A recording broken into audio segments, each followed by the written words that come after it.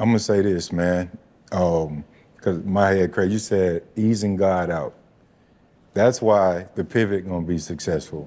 That's why we're here with you today. We don't have egos. We're not.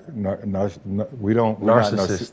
We're not narcissistic. No, I was gonna get it right. I fucked I'm up helping the you, bro. Yeah, I appreciate it. Hey, we just talked about help. Okay, We watch just out. talked about help. Watch out for let Fred. me, Watch out for him. No, I appreciate it, but I got it. But we're not narcissists. You still ain't got it, motherfucker. I just got it, bro. Don't try me, dog. But no, seriously, man, I think that we're selfless. You know, we go and we just do what we do, and that's why we're here. And truthfully, and I say this without being messy, Yes. that's not why we're over there. You know what I mean? Can we talk about it? It's up to you. This is your show. I'm just Man. telling you why we're here. We need to talk about it because I met you in one way, but I saw you on a platform that wasn't the pivot. It was I Am Athlete. Right. Right? And I'm not gonna bash nobody. I'm cool with B Marsh. He actually kind of counseled me in doing what I'm doing to this day. But at the same time, there's a message in that people need to know. Why didn't it work out? How did Ryan Clark, replace a figure that wasn't normally there 2 to 3 years ago? Ryan's amazing on his day job, which is ESPN, obviously. Right. But he's equally as great here on the pivot. Right. And I'll say that tenfold, over and over and over. So when you say replace, I don't like to look at it that way because we are blessed and fortunate to have Ryan rock with us, and truthfully, we talk about ego. There was big egos on that side. I've never been that way, you know me. Right. Never been a narcissist, right? And, it was just a moment where the business would never button up.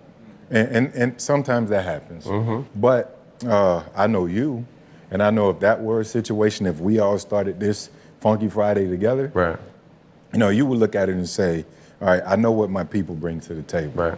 Like you just mentioned a second ago, you got to know who are your assets and who are liabilities. You got to know who's helping you to be great as a quarterback. You're going to go out there and you're going to fight for the Panthers, for purposes of just using any team to say, I need Steve Smith to be paid X, Y, Z. I'm going to fight for him, right? Because I know he's going to help me and he's going to help us. That wasn't the case. It became one-dimensional. Me. And there are some things that are out there that makes it seem like the podcast was valued at this and we weren't happy with, what we were getting, which is, I guess, a cut. None of that was ever spoke about. That was never, ever talked about. So this $11 million, this other, that's all bullshit at the end of the day. So you felt like you had to make a better decision in the career that was healthier for you as a person. The decision that was made was on business, this ain't adding up and this don't make sense. And for the vision to pivot itself without us being talked to, because it was just a podcast. Yes. But somehow it became, a marketing arm for said business. And that wasn't really what it was deemed to be at the very beginning. It was, let's do a podcast, all right, bet. And then we got good at it. People, start tapping in and checking us out, and then it grew. And then when you have certain, individuals that would say, damn, this could be lucrative. I'm gonna take all of this, right? So that's how it happened. But we kept going to the table, and me personally, I'm not gonna speak for Chan, but me personally, from inception to the point where it all broke up, it was well noted and known that all of my sweat equity, talent fee, everything's being rolled back into the pot. So from the beginning to the very end, if you put dollars in, my dollars match your dollars side by side. Yes, sir. Because that's sweat. But at the end of the day, if this is let's just say if it's $1 million valuation on the podcast, and if I put in, let's just say 50 grand. Right. And if you put in, let's say 100 grand, mathematically, I should have a third ownership, Right. It's a partnership.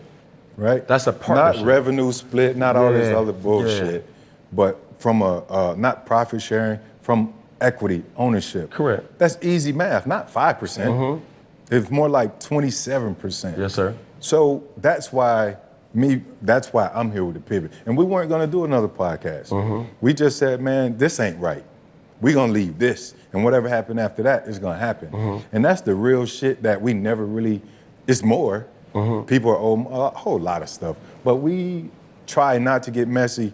But when you see the other side attempting to take the high road, but it comes out as bullshit, then you gotta come out and say, you know what? That ain't all the way true. Right.